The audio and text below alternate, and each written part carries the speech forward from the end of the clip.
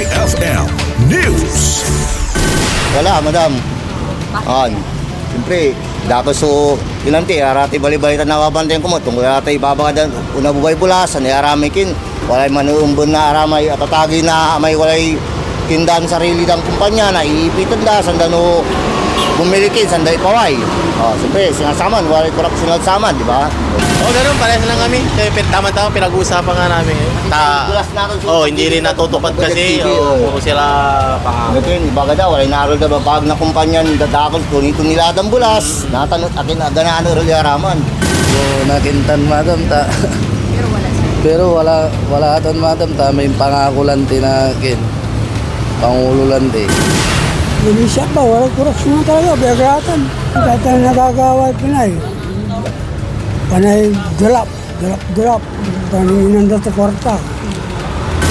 Wala. Ang ganay ikartan? No, ang gapay korupsyon tayo, imasin sulay Pilipinas.